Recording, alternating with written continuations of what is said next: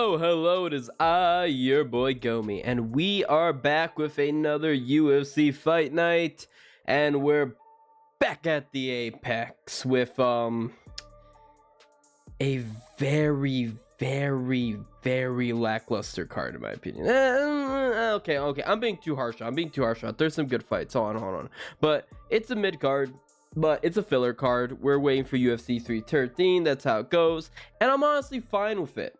Because I really wish the UFC would adopt this. They're getting somewhat closer. I doubt they'll ever do it, to be honest with you, because of ESPN sponsorship money. But if they could just go 3 events a month, 1 Apex, 1 they go somewhere for a fight night, and then 1 actual pay-per-view. Like, let's do that. And we lower the amount of fights we have, or the amount of fighters, lower the amount of cards, and just make it better quality. Because some matchmaking is pretty... There's a really big one on this card that made me almost fly into a tangent. But regardless, let's look at UFC Fight Night Vegas 103. Manel Kape versus Asu Almabeyev. Forgot, who's Kape supposed to fight? Royval, that's who he's supposed to fight. So we're going to first look at the first fight on the card, which... Why is this the first fight on the card? Why are you doing Charles Johnson like this? And Charles Johnson, who I just mentioned, is going to be facing Ramazan Temirov. I heard it multiple times. But yes, Charles Johnson, kind of like a vet at this point. He's been around for a good bit. Not a super long time. He's been around for a few years, but he's fought quite a bit of guys. And he has been off and on initially, but then like he went on this really good win streak now. 4 wins against good guys. Hadley, Van, Sumadarji, whoever the case is, they're not trash cans. They're good wins. And then they gave him Ramazan Temirov. Who did he piss off? This guy... He's pretty scary, I'm not gonna lie. This guy's got some really nasty power, some really good ground and pound. Charles Johnson himself, he has some pretty... He's got decent wrestling, decent sub skills. His main thing is Charles Johnson is tough and he's a dog. He dogged down the Van fight, which I was very impressed. I was hard on Van. I really thought Van was gonna get it. And I've been picking against Johnson pretty heavily throughout his UFC career, to be honest with you. And I was doing really well until he went on that really crazy streak.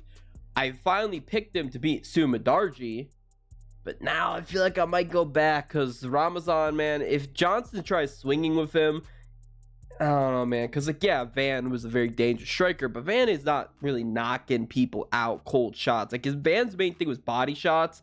Ramazan will just knock your damn bloody head off, but also keep in mind the wrestling threat is always going to be there. We've seen Johnson dominated on the ground by a Muhammad Mokaev, but, you know, that's Muhammad Mokaev. He dominates pretty much everyone on the ground. It's hard to say. I'm going to be going... Yeah, I'm going to be going with Ramazan. I'm not going to take TKO, though, because I know how tough Johnson is. But keep in mind, I would like Johnson to win, and I think he can. He has a good chance. If the odds are ridiculous, I'm just going to laugh at it. Nope, the odds are pretty close. Charles Johnson, plus 110. Ramazan is going to be minus 130. So that makes sense. I agree with that. Montana De La Rosa versus... Luana Carolina. Yeah. Carolina, I've talked about her quite a bit on the channel. She is a pretty technical kickboxer. That's basically it. But I really question her chin and also question her fight IQ outside of distance striking. If it ever gets into grappling exchanges, she makes some questionable decisions. But De La Rosa, not much on her, to be honest with you. She's big, thick, and powerful, but she's pretty slow, to be honest with you. She's gonna... Actually doesn't have a reach advantage, surprisingly enough. But, I don't know. I just have never been very impressed with De La Rosa, to be honest with you. I definitely think she can land power shots and hurt her, but that's about it. Her main issue is grappling, which Carolina is not good at, so we should have a problem there for Rosa. But I still think Carolina is just going to be the smarter fighter at distance, so I'm gonna go Carolina. But I don't want to pick Carolina. I kind of want to pick Rosa. because I just think I'm gonna go Rosa. You know what? Screw it. It doesn't matter. This fight's inconsequential, and I'm not betting it. Damn, I went with the underdog. Rosa is gonna be plus 114, and Carolia is gonna be minus 135. I won't let the odds sway me. All right, and on to the next fight is going to be Danny Silva versus Lucas Almeida. Danny Silva versus Lucas Almeida. I could have sworn there was someone else supposed to be there. This is just gonna be a fun fight. Don't have a whole ton on this fight, to be perfectly honest with you, but I definitely think this one's gonna be a fun one. I think a finish is gonna be highly likely. Main thing is with Lucas Almeida is I wasn't very impressed by the Pat Sabatini loss. That worries me. I'm fine with the Feely loss because that's touchy-feely. I don't know otherwise. I'm probably going to be leaning towards Danny Silva, to be honest with you, because he's faced somewhat less better brand of competition in his only one fight in the UFC, but the Pacheco fight was pretty solid in the Contender Series. I'm going to ultimately go with Danny Silva to get it done. I'm going to pick... And these guys are finishers, are they not? Yeah, these guys are finishers. These guys really don't go to decision very much from what I remember. Danny Silva TKO. Screw it. I know he's been knocked out once, so. Wow. We really did not hit a good one with this one, but a really rough patch. Actually, no, what am I saying? Just that one, honestly. But yep, Andrea Lee versus JJ Aldrich. I'm not gonna go super into this because you really don't need to. Andrea Lee just looks like she doesn't give a shit anymore. Her grappling has always been pretty mid, which can be an issue. I don't see Aldrich really shooting for takedowns, but if she does, she's gonna pretty much win. But JJ isn't good or skilled anywhere. She's got basic striking, she's got a good clinch, but she has no power. No knockouts, no knockdowns, no nothing. Andrea Lee's not much more powerful, if she is. It's a hard one, but you have to go Aldrich, just being the... She just cares more. Simple as that. She feels like she cares kind of more, which is not really good to be picking fights on, oh, I think she cares more. I think her skill set is probably just going to be better. JJ Aldrich is a minus 205 favorite. You're a psychopath if you bet that or parlay that. And then Lee is plus 170. You're also a psychopath if you bet that, and heavens forbid you parlay that. Douglas De Silva de Andrade versus John Castaneda. I think this is going to be a pretty simple one. I think it's pretty much going to be Castaneda easily. Silva de Andrade has slowed down massively, being 39 in the bantamweight division. That's a nasty work.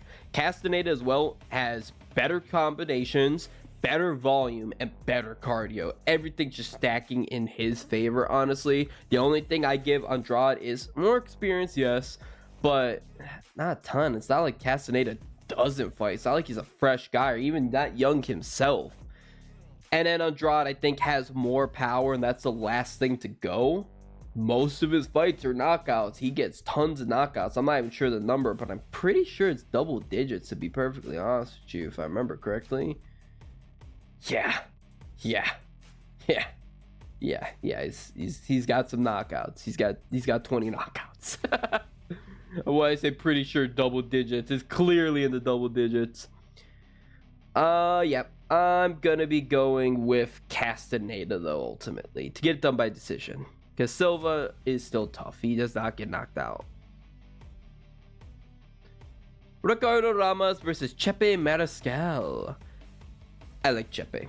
I think Chepe is going to get it done. Chepe is pretty powerful. He's got really solid technical striking and such like that. And he's very durable. Very dog toughness. And he will be vicious if the fight gets dirty and nasty. I like Chepe in this spot. Meanwhile, Ramos is pretty much the opposite. He accepts bottom position. I hate his face. He accepts bottom position a ton. I don't think Chepe's gonna be taking him down, but if he does, he's gonna put him through a wood chipper. And he gets finished a lot. I don't think he's got the heart compared to a Chepe Mariscal. I really feel if he takes him down, he's probably gonna hurt him pretty badly, much like the Damon Jackson fight. So, and we saw in the Peak fight too, he will fight dirty. He will just get really not dirty, but really gritty. I really like Chepe. I think Chepe can get it done. yeah, I think Chepe gets it done anyways. I'm gonna be leaning towards KO. The next fight is gonna be Danny Barlow versus Sam Patterson. Boy, Patterson is tall as hell. Barlow is not that much shorter, to be honest with you, as well too. But I'm gonna be absolutely having to go with Danny Barlow. Danny Barlow has insane power. What's his name again? It's like the left hand to God. Yeah, he's probably gonna send Sam Patterson to go see the man, big man himself up there with that left hand. Patterson, his main problem is he can get clipped. His one fight in the UFC there, he got knocked out. He just got clipped. Why does he get clipped? Because he just keeps his chin up there. He's very bad defensively. He's just not defensively responsible with that chin, because he's like, I'm so tall, people can't reach anyways. But if they reach it, you're gonna land it. And you know who's gonna land it? Danny Barlow. The submission ability of Sam Patterson does worry me. I think that could pose problems for Barlow, but I just think he's going to be the better fighter overall. I like Danny Barlow. Get it done by TKO. Odds. We're so close. I don't think I gave the odds for the... Damn, I missed the odds for the last two fights. God damn it. Andrade is going to be a big underdog. Chepe is going to be a massive favorite. Jesus Christ. Minus 425. And then Barlow is going to be underdog favorite. Ooh, big favorite himself. Minus 305 to Patterson's plus 245. All right. Next fight is going to be Hyder Emil to William Gomis. These are very opposite fighters. William Gomis is a pretty technical kickboxer. Very safe. Very defensively sound. Leads to not exciting fights. He really does not go for it. He really tries to focus on just staying safe. Hyder Emil will just abandon everything. Just pure offense. Wild, reckless, dangerous.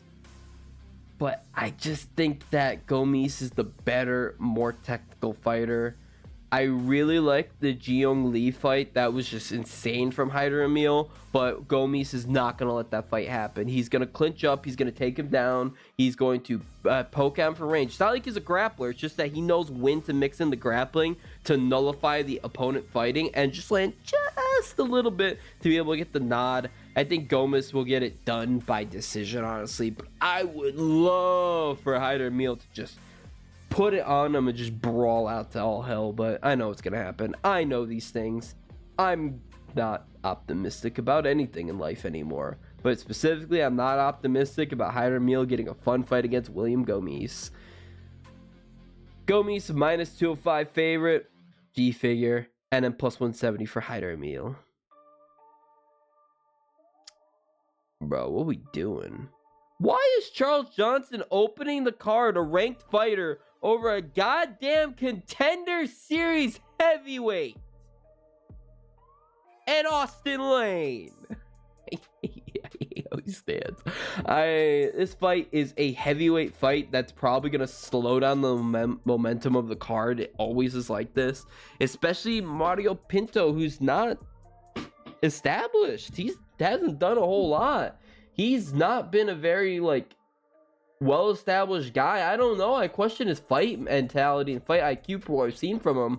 I think he should win this fight, though, based on that. I really think that Austin Lane is not good. Austin Lane is very athletic. He can land power, but Pinto is just more well-rounded. Granted, hasn't fought that much, but he's very well-rounded. He has a solid skill set. He can grapple, he can strike, and he has the much better cardio to Austin Lane. Why does Austin Lane have such bad cardio?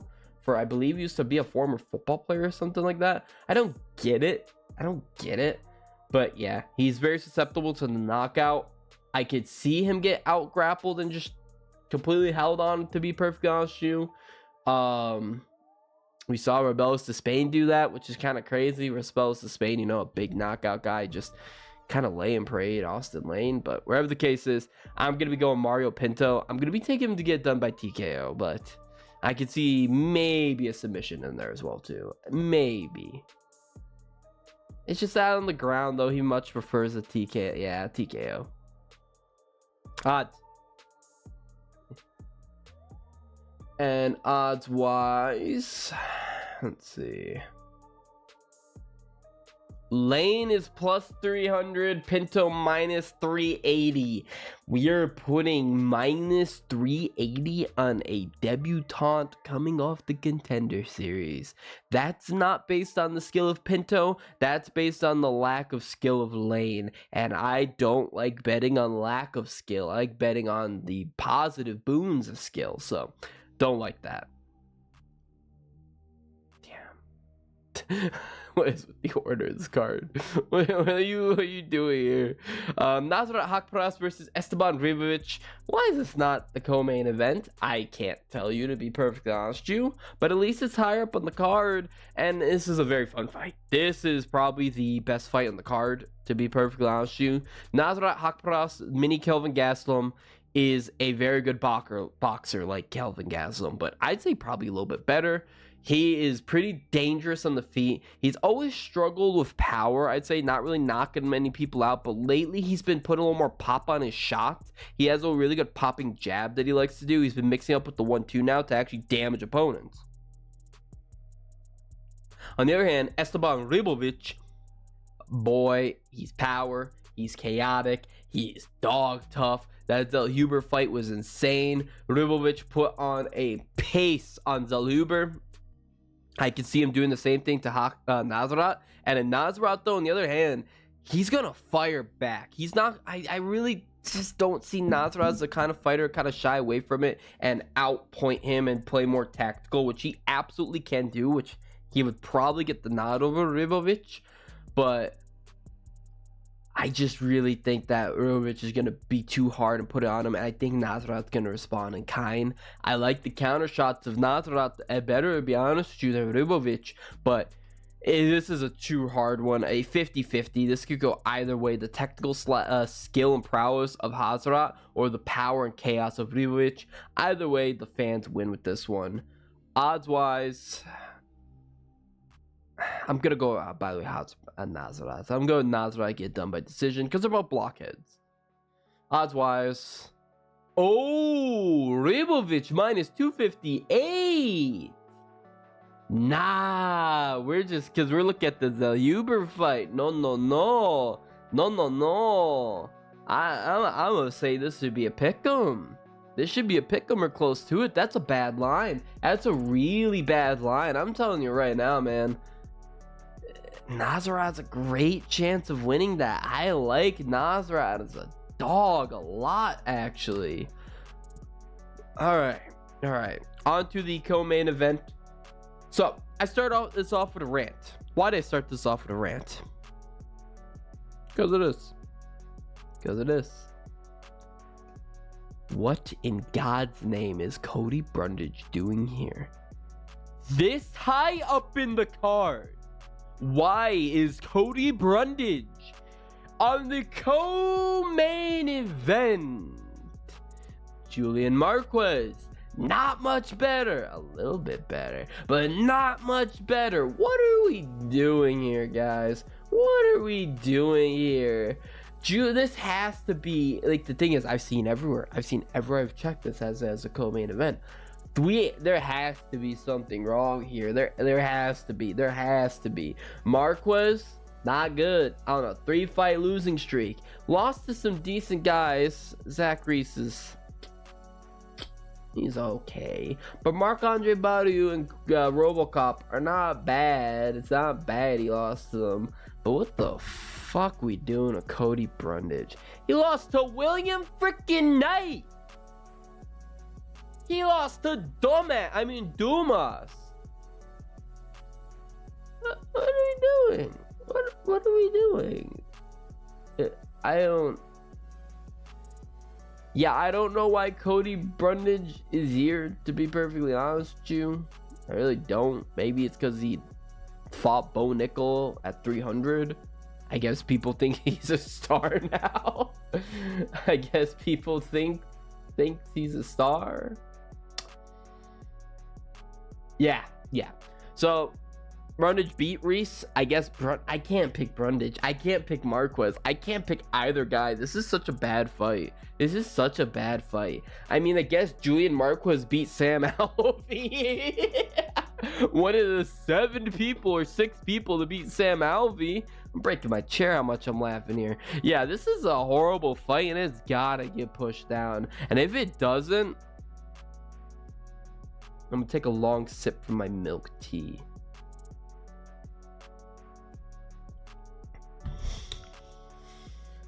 I'm not giving you a pick for this shit fight. Julian Marquez minus 155, Brundage plus 124. I don't. If you bet on this, there's something wrong with you. If you put money on this fight, if you watch this fight, I think there's something wrong with you. I know there's something wrong with me, so I'm gonna be watching it, but there's something wrong with you. That's a System of a Down song, is it not? But yes, on to the main event of the evening. An actual good fight to save us from the slop is Manel Kape versus Asu Almabeyev. This is going to be a flyweight fight. Manel Kape, 31 years old, 20 wins, 7 losses, 12 knockouts, 5 submissions, 5'5" in terms of height, southpaw stance, 68-inch reach advantage, a 0.47 takedown average, a 57.19% significant strike accuracy. Man, the Brundage fight got me fucked up. He's going to be a minus 225 favorite. Significant wins over Bruno Silva, Felipe Dos Santos, David Dvorak, and Odi Osborne. Asu Almabeyev is 31 years old, 22 wins, 2 losses. 21 wins, 2 losses.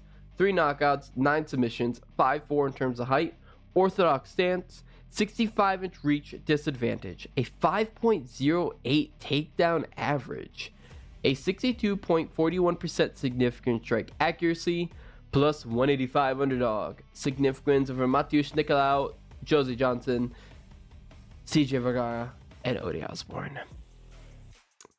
I'm gonna get this out the way. I don't like Manel Kape. I never liked Manel Kape. Not a fan of him. I don't like him. I've never liked him.